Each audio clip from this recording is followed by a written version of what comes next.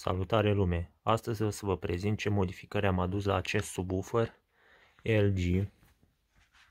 Deci ca să vedeți modificările care le-am făcut de aici din spate, uitați și modelul acestui subwoofer. Așa, aici jos este parte de amplificare, mai multe, dar numai că eu am modificat aici, am să vă arăt mai târziu ce am modificat. Acum prima oară am să vă arăt cum funcționează. Așa, să zic că acum puterea lui este de 60 de W și sateliții de 30 de W. Se dau o leacă drumul să vedeți lumina din față. Uitați, așa arată lumina din fața lui, numai culoarea asta. Așa, are ventilator, are astea. Acum să pun boxele să vă arăt, să auziți cum funcționează. Acum, după ce am conectat sateliții și am pornit, am conectat și la laptop, am reglat tonalitatea subwooferului la 50 de Hz. Acum am să-i dau drumul să auziți cum sună la un volum foarte mic.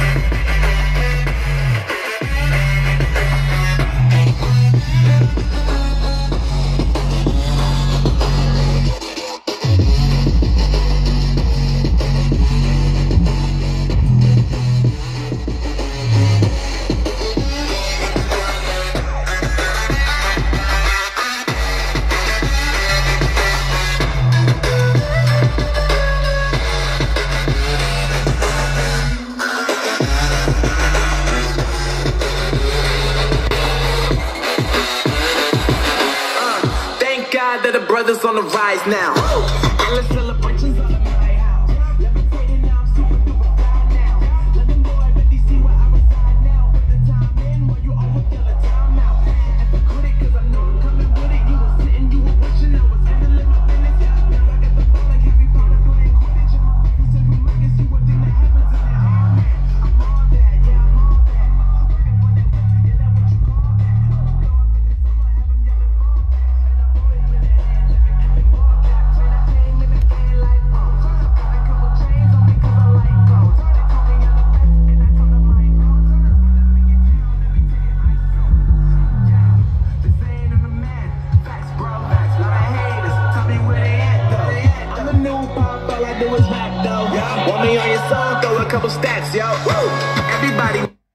Cam asta este. Acum am să vă arăt ce am făcut în circuitul acesta.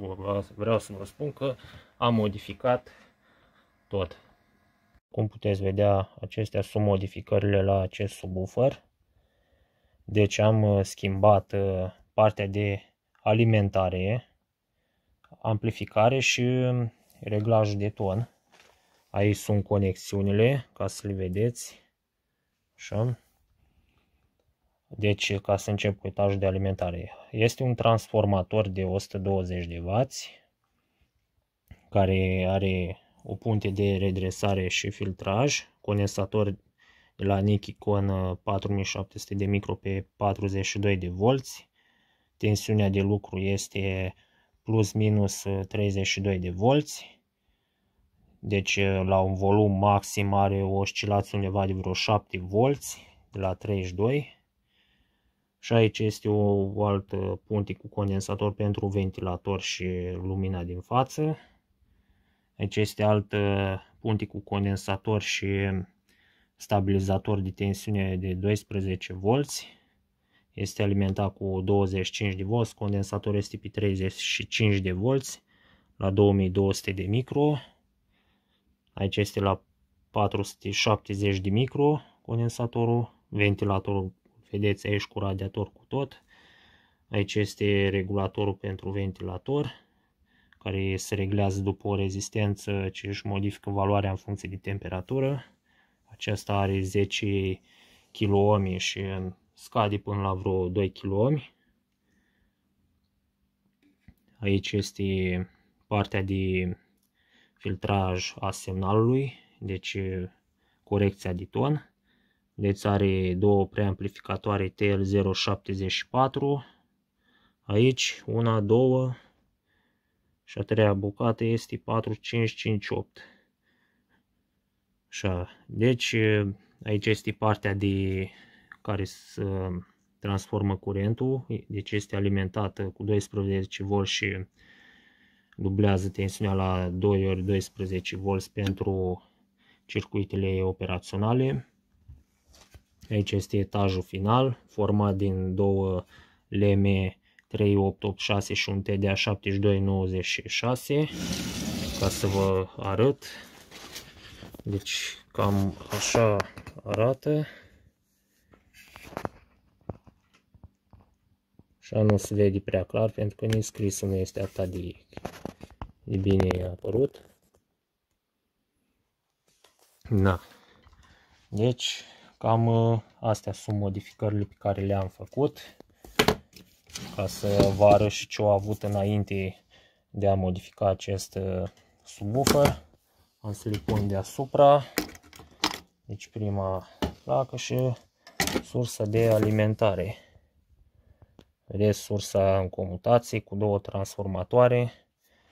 Deci el avea o alimentare a etajului final de 32 de volți.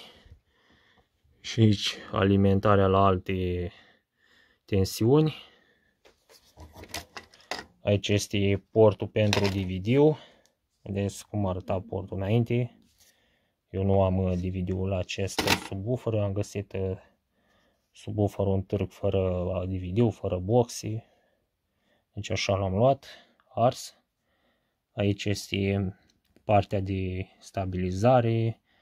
Aici este etajul final, sunt niște integrate MOSFET care promit multă eficiență, dar uite că după vreo câteva luni de zile se ard și nu știu de ce. Aici este filtrajul pentru partea de amplificare. Aici este stabilizarea canalelor. Uitați, aici are un operațional, dacă se vede, 4580 și mai are încă unul la fel și aici, un 4580. Deci asta a fost înainte. Deci cum arăta el înainte, dacă dau la o parte astea, cum arată acum. Da, deci asta e. Bine, cam asta a fost tot. Sper că v-a plăcut videoclipul. Da, și la revedere!